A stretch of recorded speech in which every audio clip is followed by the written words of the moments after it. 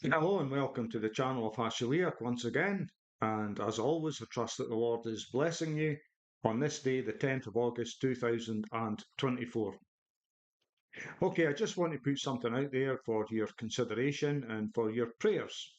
Now, God's people should never be in fear, they should never be in panic, but it's always good to be informed of things that potentially might be coming.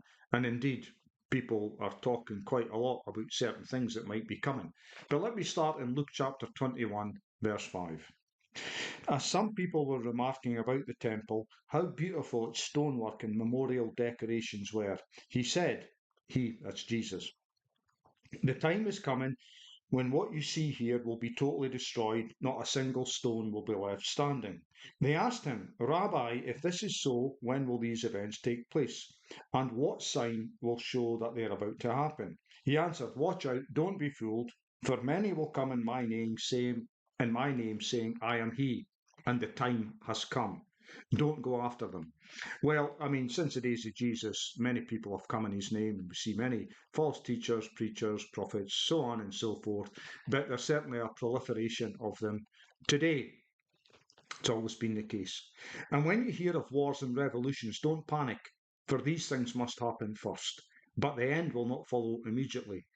Now, this is interesting, wars and revolutions, because we certainly hear of wars and revolutions, rumours of wars, but the revolutions is quite an interesting term because we see this happening all around the world. Countries in uproar and governments being kicked out, and just all sorts of mayhem. And excuse me, even in my own country, back in the UK, which is in a bit of disarray to say the least at this moment in time. So that's happening. But it says, when you hear of wars and revolutions, don't panic, for these things must happen first, but the end will not follow immediately. Then he told them, peoples will fight each other, nations will fight each other. There will be great earthquakes. Well, there was recently an earthquake in California and a 7.1 in Japan. And if you check data and statistics over the last 10, 20 years, you'll see there's been a big increase in earthquakes. There will be epidemics and famines in various places, and there will be fearful sights and great signs from heaven. I want to focus on the term epidemics, or in some versions it'll say plague or pestilence. Um, you're basically looking at epidemic, pandemic, plague, pestilence, some sort of disease or virus or something like that will be prevalent. It says there will actually be a number of these um, in these days. Now, I believe Luke 21, Mark 13, and Matthew 24 are talking about events which lead up to the end, but it's not the end yet, but they're leading up to it. As things increase in the world, there's more turmoil and chaos. And we certainly see that today. But I'd like to go back a couple of weeks ago, almost 2 weeks ago. It was a Tuesday morning, and my wife told me of a dream she had. And in this dream, she saw people dropping dead, and the people that were dropping dead were far more than the people that were left standing. Now, of the people left standing, one person was taking some sort of medication orally by mouth, but another individual said to them, that won't do you much good because there's something that's been put in the air and it targets the skin and it goes through the pores and it brings disease, sickness, and death. So you need to protect your skin. And that was the end of the dream. Now, again, something to pray about. And I'm also not saying, or it's not suggesting, that we shouldn't be taking things to help prevent illness. But the main focus seemed to be on there was something in the air and it was targeting the skin and it was going to go through the pores.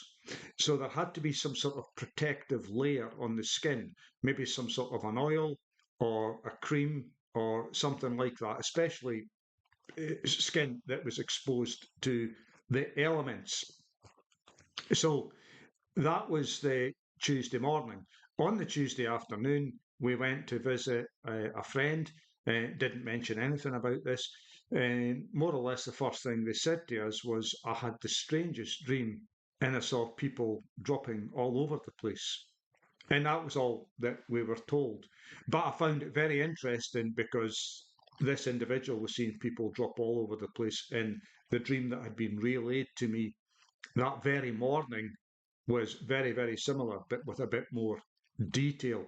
So that made me sit up and take notice. Now, I've been talking for quite a while about um, a potential plague or pestilence coming, and I would recommend, if you want to listen to a little bit more about that, I did a video a little while back. It was called The Pied Piper of Hell, The Pied Piper from Hell. So you might want to look at that, you might not. It's not a very long video. But I feel as that's something that the Lord has really been impressing on me. It just keeps coming back to me about something that's in the offing regarding a plague or pestilence or whatever. But to add to that, we recently, just this week, we visited a friend in a hospital, and this friend is a very, very fit individual. Had not subscribed to the things of the last 4 years, not went that direction at all. A very fit individual, a very alert and awake individual, but they become sick. And it was mentioned by their other half that it was believed this all started quite a few weeks ago when they noticed something being sprayed in the sky. And that's when the sort of situation, illness began, which led to them going to hospital. Now, I found that very interesting because they mentioned something in the air, in the sky. And I remember when myself and my wife went quite ill, almost 7, 8 weeks ago now. We were out that very day, it was a beautiful sunny day, and then suddenly we saw all this stuff being sprayed in the sky. And that very same day, we went down. We were sick. We up and down like a yo-yo, and all sorts of things happening to us. So I think this is all connected. And I believe this has already started. This is a build up to something potentially worse coming. Now, again, I put these things out for your consideration because I believe that we can pray against these things. We can pray to stop them or to minimize the damage. Because what happened over the last 4 years, many people were saying it should have been much, much worse, or certain individuals were expecting it to be far worse. Now, it has certainly been bad. There have been a lot of people died and a lot of people injured over this last 4 years. So it has been bad. But I believe the prayers of the saints have helped to minimise the damage. It could have been far worse. So, there is no need for fear, but I do think God's people need to be alert. We need to be awake, and we need to understand about these things so that we can pray into them.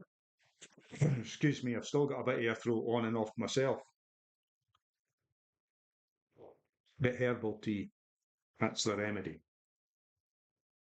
So, with that in mind, I want to give an encouragement from a very well-known psalm, and that is Psalm 91.